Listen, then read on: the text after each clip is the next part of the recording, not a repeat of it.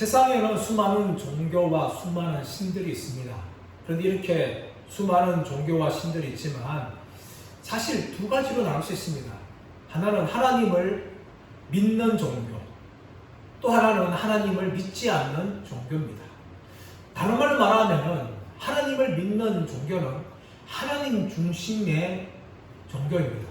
그러나 하나님 믿지 않는 종교는 인간 중심의 종교입니다. 인간들은 수많은 신들을 만들어냈고 또 그 신들을 섬기면서 자신들의 욕심을 채우려고 합니다. 정성을 다합니다. 힘을 다합니다.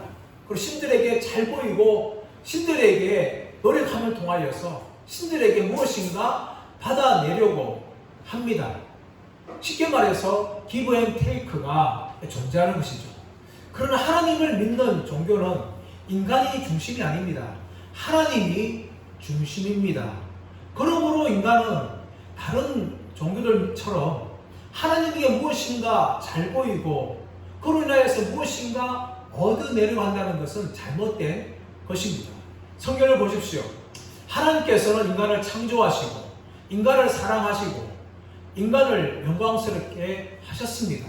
그래서 하나님께서는 그 인간들이 하나님을 경외하고 섬기며 사랑하기를 원하셨습니다. 그럼에도 불구하고 인간들은 하나님을 끝까지 섬기지 않고 다른 신들을 구하면서 다른 신들을 통하여서 자신들의 욕심을 이루려고 하고 있습니다. 이스라엘 백성들 하나님 선택하셨고 또 그들에게 언약을 맺으셨습니다. 하나님께서 그들의 하나님이 되시고 이스라엘 백성들은 하나님의 백성이 되었습니다. 그럼에도 불구하고 이스라엘 백성들은 하나님을 버리고 다른 신들을 섬겼습니다. 하나님을 떠났습니다. 우리가 사사기를 나누고 있지만 이 사사기 말씀을 보십시오. 여호수아와 그 시대가 살아있을 때는 하나님을 경외하고 하나님을 섬겼습니다. 하지만 여호수아 시대 이후로 태어난 다른 세대들은 하나님을 알지 못하였고 하나님을 버렸고 다른 신들을 섬기는 모습을 보여주고 있습니다. 이것이 바로 사사기의 모습입니다. 오늘 말씀도 차이가 없습니다. 6절 말씀 보십시오. 6절 말씀 보시면 이스라엘 자손이 다시 여호와의 목전에 악을 행하여 바알들과 아스다롯과 아람의 신들과 시돈의 신들과 모압의 신들과 암몬 자손의 신들과 블레셋 사람들의 신들을 섬기고 여호와를 버리고 그를 섬기지 아니함으로 라고 이야기합니다. 6절 어떻게 시작하고 있습니까? 이스라엘 자손이 다시 여호와의 목전에 악을 행하였다. 무엇이 강조됩니까? 다시라는 말이 강조됩니다. 지금까지 이스라엘 백성들은 여호와의 목전에서 악을 행하였습니다. 그런데 10장 6절 시작하면서 이스라엘 자손이 다시 여호와의 목전에 악을 행하였다라고 이야기합니다. 그런데 이렇게 하나님 앞에서 다시 악을 행하는 이 시대가 언제입니까? 우리가 읽지 않았던 이 10장 1절부터 5절까지 말씀 보시면 두 명의 사사의 이야기가 나옵니다. 1절부터 2절까지는 이사갈 사람 도도의 손자 부라의 아들 돌라가 23년을 이스라엘 사사가 되어서 다스렸다라고 이야기합니다. 3절부터 5절까지는 길라 사람 야일이 일어나서 22년 동안 사사가 되어서 이스라엘을 다스렸다라고 이야기합니다. 이 두 사사를 합치면 무려 45년의 역사입니다.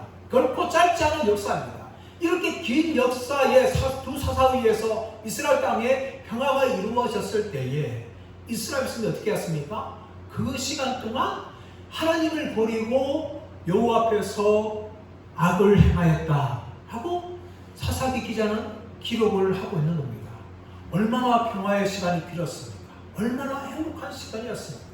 지금까지 수많은 다른 민족에 의해서 악재를 당하고 고통을 당하였는데 이 45년 동안 이스라엘 땅에 평화가 있었는데 이 평화의 때에 이스라엘 백성이 한 것은 하나님을 버리고 우상을 섬기는 하나님 앞에서 죄를 범하는 그런 일을 저지르고 말았다라고 성경은 이야기합니다.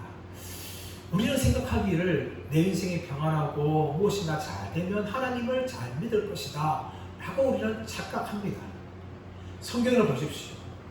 수많은 사람들이 평화로울 때 성공의 길을 걸어갈 때에 얼마나 많은 사람들이 넘어진지 모릅니다. 아담을 보십시오. 아담이 넘어진 때 언제입니까? 하나님 형상을 지원받았고 하나님으로부터 대권을 받아서 모든 만물을 다스리고 있어 그때에 아담이 타락하고 말았습니다. 다윗을 보십시오. 언제 바세바의 가늠한 큰 죄를 범하였습니까? 왕으로서 든든히 서갈 때였습니다. 자신이 전쟁에 나가지 않고 부하들이 전쟁에 승리할 때였습니다. 바로 그때에 다윗도 넘어지고 말았던 것이었습니다.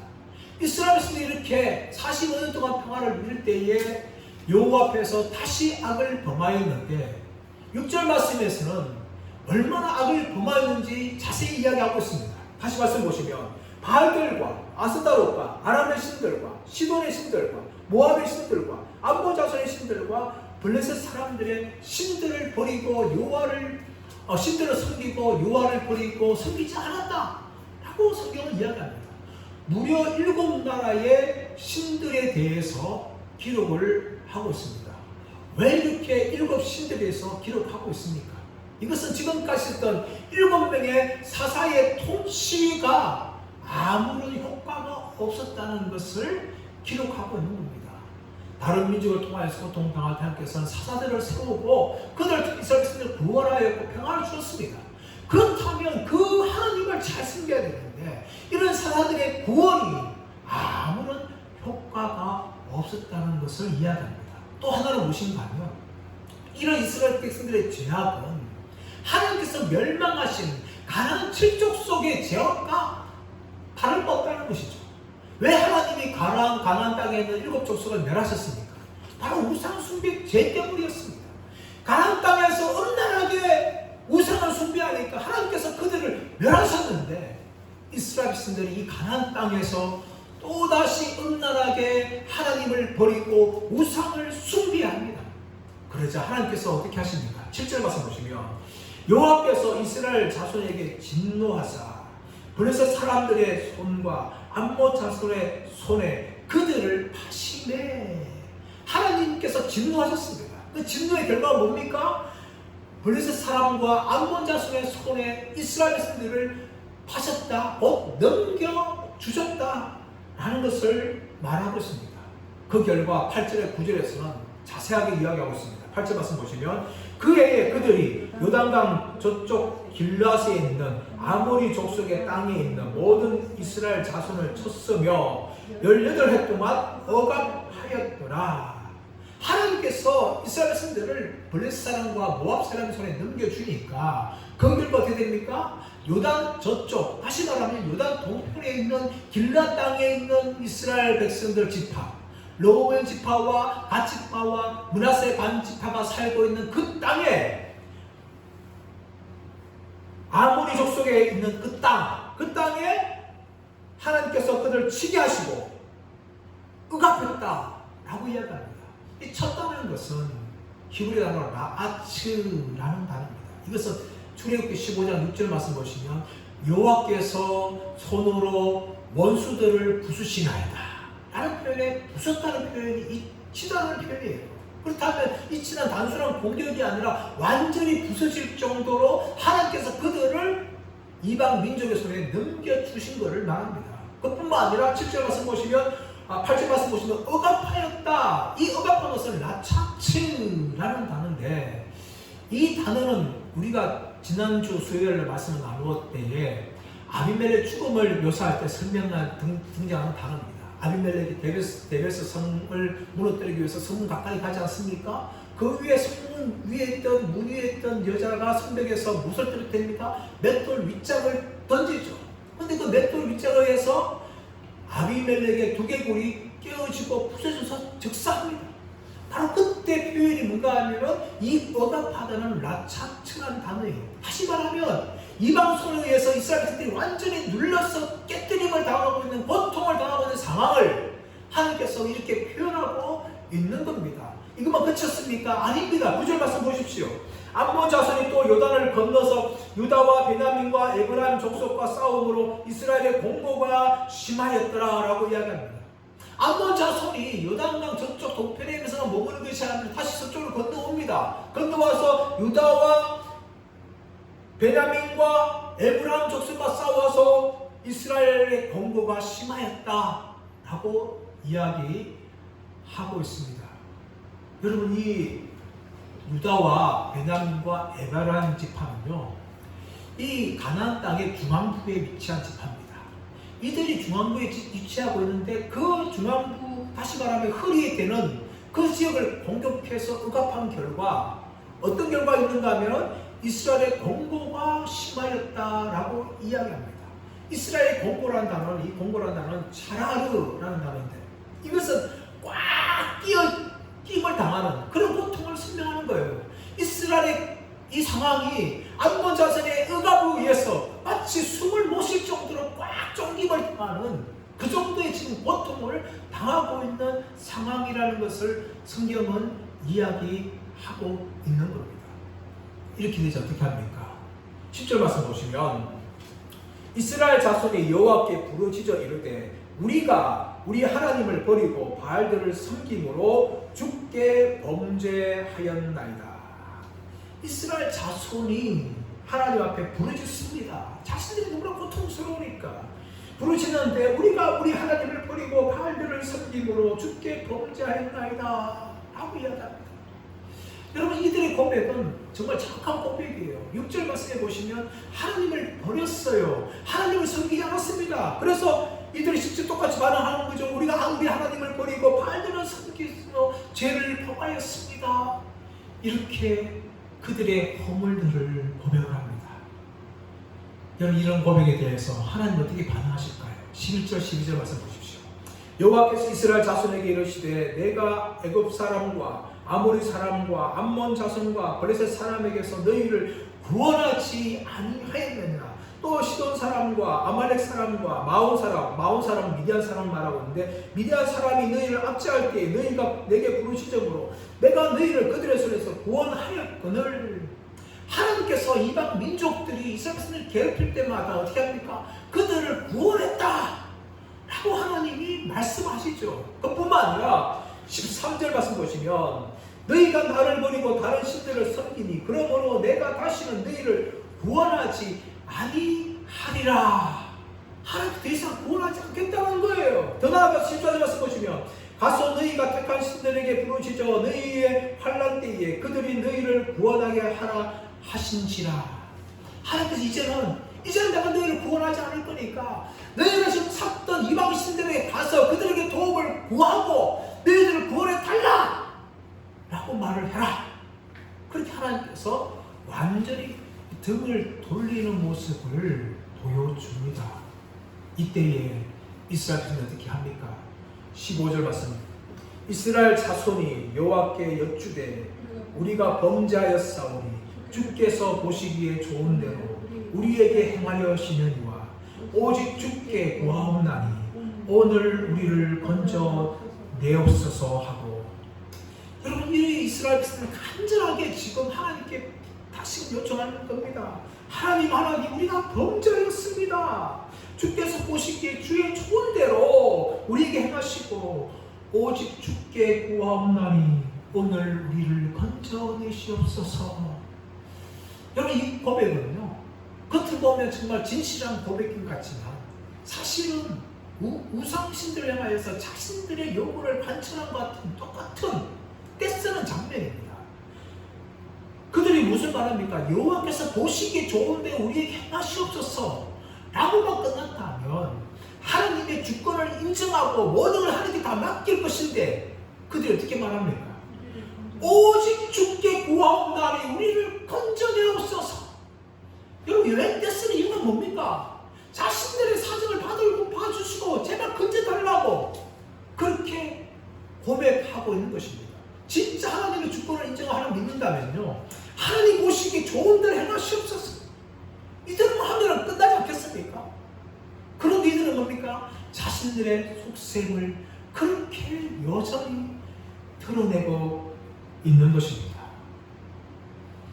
여러분, 그러자 16절 말씀 보시면 이스라엘 백성들이 자신들의 모습이 진실하다는 것을 설명하기 위해서 행동을 보여줍니다. 자기 가운데에서 이방 신들을 제하여 버리고 여호와를 섬기매. 여러분, 자신들의 마음이 진실하다는 걸 이야기해서 이제는 우상들을 버리고 하나님을 섬기는 모습을 하나님 앞에 보여줍니다. 이건 얼마나 이스라엘 백성들이 회개하고 있는 모습을 보여주는 것입니까? 하지만 여러분, 이것은 진실한 모습이 아니었습니다. 정말 하나님 앞에 마음을 다해서 회개하는 모습이 아닙니다. 하나님께 자신들의 요구사항, 자신들이 구원받기를 간절히 원하는 그것을 관철시키기 위해서 어쩌면 한편의 종교적인 행위, 쇼를 하고 있는 것에 불과합니다. 그래서 어떻게 할 수 있을까요? 16절에서 보시면 하나님의 반응을 보시면 됩니다. 16절 하반절 말씀 보시면 여호와께서 이스라엘의 공고로 말미암아 마음에 근심하니라. 여호와께서 이스라엘의 공고로 말미암아 마음에 근심하였다. 여러분, 마음에 근심하였다. 이 근심하는 단어가 히브리 단어 카라르라는 단어입니다. 이것은 짧다, 문자적으로 하면 짧다는 의미예요. 여호와의 마음이 짧아졌다. 하나님 마음이 크신 분인데 하나님 마음이 짧아졌다는 거예요. 이 카라는 단어가요, 다른 곳에서는 마음이 상하다, 마음이 번뇌하다, 마음에 싫어하다, 이렇게 번역되어졌어요. 그러므로 이 마음에 하나님 마음이 근심했다는 것은 하나님이 걱정하고 염려했다, 그런 의미가 아니에요. 하나님 마음이 짧아지고 하나님 마음이 상하여지고 하나님 마음이 싫어했다는 거예요. 뭐 때문에 싫어했다는 거예요? 이스라엘의 공고로 말미암아 싫어했다. 이 공고라는 단어가 우리가 전도서 말씀을 나누더니 마루라는 단어예요. 이 마루라는 단어는 수고, 고뇌, 불행, 재난 이렇게 표현해지는데 인생의 어두운 면을 말할 때 이 마라는 단어가 사용되어집니다. 그래서 그냥 정말 이 수고가 긍정적인 의미의 수고가 아니라 부정적인 의미로 헛수고, 헛고생이라는 의미를 말한 것이죠. 이스라엘의 공고는 단지 모압이나 암몬이나 이방 민족을 통하여서 고통당함을 당하는 그 고생을 말할 것이 아니라 지금 무엇을 말합니까? 하나님이 지금 싫어하고 하나님이 분노하고 계시는데 계속해서 자신들의 요구사항을 함께 관철시키려고 때를 쓰고 있는 그 모습을 보시면서 하나님이 마음의 고통을 느끼시고 싫어했다는 거예요. 이런 모습은 낯설지 않습니까? 어찌면 굉장히 낯섭니다. 하나님은 어떤 분이십니까? 우리가 성경을 알듯이 하나님은 사랑의 하나님이 아닙니까? 여러분, 사랑의 하나님에서 우리는 신약에서만 말하고 있는 것이 아닙니다, 여러분. 이미 구약에서 하나님은 사랑의 하나님이라고 말씀하십니다. 출애굽기 34장 6절 말씀 보시면 여호와는 자비롭고 진실하고 은혜로우시다, 노하기를 더디하신다. 그분이 사랑의 하나님이 아닙니까? 예레미야가 3장 22절에서는 멸망당한 예루살렘을 바라보면서 예레미야가 어떻게 노래합니까? 여호와의 인자하심과 진실하심이 무궁하니 우리가 진멸되지 아니함이니이다 라고 고백합니다. 그뿐만 아니라 누가복음 15장에서는 탕자의 아버지를 통하여서 하나님은 어떤 분이시라고 말씀하고 있어요.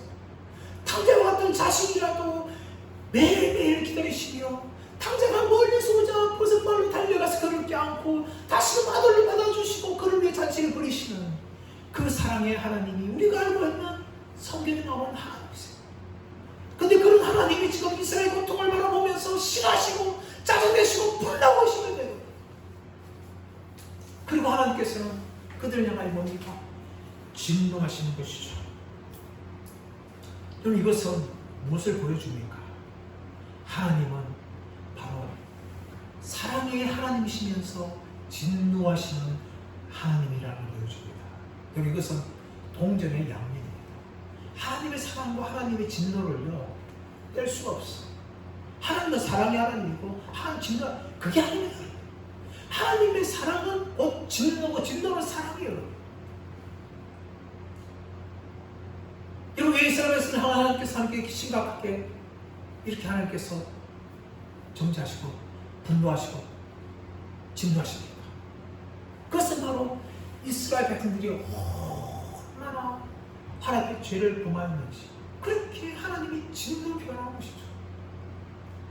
여러분, 제가 심각할수록 그 죄에 대해서 큰 형벌을 내야 됩니다.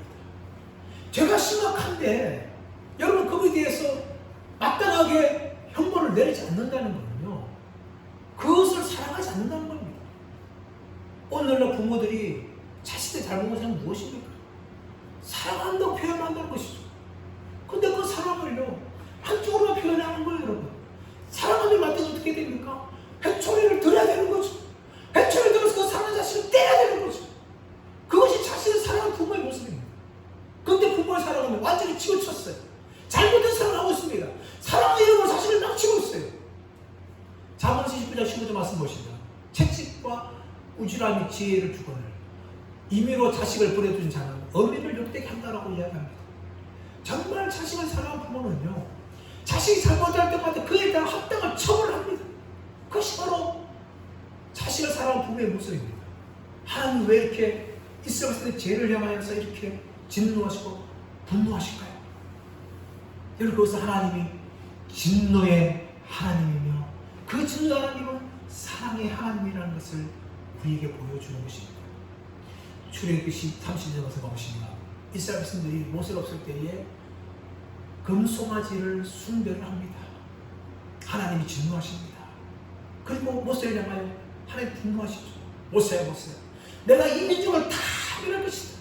내가 너를 지도로 세워서 다시금 너를 통하여 내가 민족을 세우고 다시금 시작할 것이다 하면서 이스라엘 민족을 다 진노하시겠다. 그렇게 하나님께서 분노하십니다. 여러분, 이것이 하나님의 사랑의 모습이에요. 하나님 우리를 사랑하시기 때문에 하나님은 진노하시죠. 그렇게 하나님께서는 이스라엘 백성들을 사랑하시기 때문에 진노하시는 겁니다. 여러분, 또 왜 이렇게 하나님께서 이스라엘 백성들을 향해 짜증내시고 싫어하십니까? 그 이유는 무엇입니까? 그래서 그만큼 이스라엘 백성들의 죄가 심각하다는 걸 말하고 있는 거예요. 이스라엘 백성들이 계속해서 하나님을 버리고 우상을 계속해서 섬겼습니다. 그뿐만 아니라 이스라엘 백성들의 죄는 반복되어지는 죄입니다. 한 번도 아닙니다. 하나님께서 사사를 통하여서 그들을 구원하여 주시고 구원하여 주셨습니다. 하나님이 사사를 통해 구원하자마자 그들은 평안을 누리면서 또다시 범죄하고 우상을 섬기고 하나님을 버리고 우상들을 쫓아갔습니다. 반복되어지는 것이죠. 계속해서 이스라엘 백성들의 죄는 반복되어집니다. 여기에 대해서 하나님께서는 짜증을 내시고 싫어하시고 분노하시는 것입니다. 이스라엘 백성들을 구원하여 주셨다면 이스라엘 백성들이 해야 할 것은 무엇입니까? 하나님께 돌이켜서 그들의 마음을 전심으로 하나님을 드리고 하나님을 사랑하며 섬겨야 되는 것이 마땅한 것 아닙니까? 그러나 이스라엘 백성들은 그렇게 하지 않습니다. 하나님의 구원을 경험하고 하나님을 경험하였지만 곧 우상을 섬기고 하나님을 버리고 그들은 우상에게 나아갔습니다. 하나님께서 이들을 향하여서 얼마나 분노하시고 진노하신지 모릅니다. 호세아서를 보십시오. 하나님을 버리고 음란한 우상을 섬겼던 북이스라엘 향하여서 하나님은 호세아 선지자를 통하여 하나님의 마음, 이 하나님의 상한 마음을 드러내셨습니다. 호세아를 통하여 창녀였던 고멜을 아내로 맞이하게 합니다. 그리고 그 창녀인 고멜을 통하여서 자식을 낳습니다. 첫 번째 이스라엘이라고 이름을 짓게 합니다. 이 의미는 뭡니까? 하나님께서 이스라엘의 피를 예후에게 갚을 것이다 라는 의미를 가지고 있습니다. 또 두 번째 이제 딸을 낳는데 이 딸은 로루하마, 이것은 내가 너를 다시는 긍휼히 여기지 않겠다 라는 하나님의 선언이었습니다. 세 번째는 로함미, 너는 더 이상 내 백성이 아니다 하면서 북이스라엘 향하여서 내 백성이 아니라는 선언을 하십니다. 이것이 하나님의 이 상한 마음입니다. 여러분, 왜 하나님이 이렇게 마음이 상할까요? 왜 하나님께서 이스라엘 백성들을 향하여서 마음의 근심, 다시 말하면 싫어하시고 짜증낼까요? 그 이유는 무엇인가 하면 하나님은 인격적인 분이라는 겁니다. 우리가 하나님을 섬길 때에 하나님이 어떤 분인지를 알고 섬겨야 되는 것입니다. 성경은 하나님이 대해서 설명할 때 무엇보다 하나님은 영이시다 라고 이야기합니다. 영이라는 것은 우리와 같은 육체, 물체가 아니라는 것이죠. 눈에 보이지 않습니다. 그래서 영이신 하나님을 섬긴다 하면서 무엇인가 만들어내면 그 순간 그것은 하나님이 아니라 우상이 되는 겁니다. 왜냐하면 영이신 하나님에 대해서 그 물건을 통하여서, 물체를 통하여서 정확하게 설명할 수 없기 때문에 그것은 하나님이 아니라 또 다른 우상에 불과하다는 것이죠. 그러므로 우리는 하나님을 섬기되 하나님을 영으로 섬겨야 돼요. 근데 또 한 가지 무엇인가 하면 하나님은 인격적인 분이라는 겁니다. 하나님의 인격적인 분이라는 것은 우리 인간과 같은 이 감정을 가지지만 인간의 감정이 아니라 영적인 감정, 영적인 성품을 소유하고 있다는 거예요. 우상은 그렇지 않습니다. 우상은 인간의 손으로 만들어낸 딱딱한 물체에 불과하죠, 여러분. 아무리 우상에게 우리가 기도를 하고 아무리 우상 앞에 울어도요, 우상은 우리의 마음을 알지도 못하고 우리의 기도를 듣지 못합니다. 그러나 영이신 하나님께서 인격적인 분이시기 때문에 우리가 간절히 기도할 때 우리의 사한 마음도 아시고 우리의 눈물을 보시는 분이에요, 여러분. 그 하나님 앞에서 우리는 인격적으로 하나님을 섬겨야 되는 겁니다. 여러분, 인격적으로 섬긴다는 것은 하나님이 우리를 사랑하시듯이 우리도 하나님을 사랑하는 것을 말합니다. 여러분, 우상과 하나님의 차이점이 무엇일까요? 영이시기 때문에 하나님 눈에 보이지 않는 것이지만 하나님은 우리를 사랑하십니다. 그러나 우상은요, 우리를 사랑하지 않아요. 우리도 우상은 사랑하지 않습니다. 우상을 향하여서 우리는 두 가지 반응하죠. 우상이 무엇인가 잘 보여가지고 내가 원하는 것을 받아내든지 아니면 우상을 두려워하든지, 이것이 인간의 우상에 대한 두 가지의 감정입니다. 그러나 하나님께서 우리를 그렇게 대하시지 않습니다. 하나님이 우리를 창조하시고 그분의 형상을 만드셨을 때에 하나님은 우리를 사랑하셨어요. 우리를 선택하신 것도 하나님 우리를 사랑하시기 때문에 선택하신 것이죠. 그것이 바로 하나님과 우리와의 인격적인 관계예요. 그러므로 이 하나님을 섬길 때에 인격적으로 섬긴다는 것은 하나님을 우리의 마음과 힘을 다하여 목숨을 다하여 사랑하는 것이 바로 인격적으로 그 하나님을 섬기는 것입니다. 예수님께서 요한복음 4장 24절에서 하나님은 영이시니 예배하는 자가 영과 진리로 예배할지니라 라고 말합니다. 이 영을 무엇에 말할까? 하나님이 영이신데 영과 진리로 예배할 때 영은 무엇일까? 여기 학자들은 크게 두 가지 이렇게 나눠줍니다. 하나 무엇인가 하면 이 영은 성령이라는 것이죠. 우리가 하나님께 예배 드릴 때에 성령이 붙잡혀서 예배 드려야 된다. 저는 전적으로 동의합니다. 성령의 감동함이 없는 예배는 사실 하나님 받으신 예배가 아닐 수가 있습니다. 그러나 여러분, 그 영은요, 성령도 일리 있는 이야기지만 저는 이 영이라는 것이 우리의 영이라고 생각합니다. 우리의 영. 우리가 예배를 드릴 때에 성령에 붙잡혀서만 드린다면 하나님 언제 받으신 예배가 아니죠.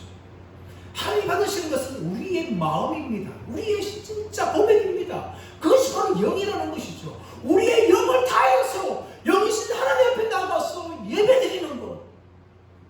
이 영은 우리의 마음과 우리의 사랑 고백과 우리의 육체가 다 포함되고 있는 인격적인 단어가 바로 영이라는 것입니다. 우리가 예배드릴 때에 우리는 그 하나님을 향하여서 그렇게 예배해야 돼요. 우리의 사랑 고백 없이, 우리의 마음의 고백 없이 드리는 것은 온전한 예배가 아닙니다. 하나님께서 받으시는 예배가 바로 그런 예배예요. 하나님은 영이시니 예배하는 자와 영과 진리로 예배드리지라.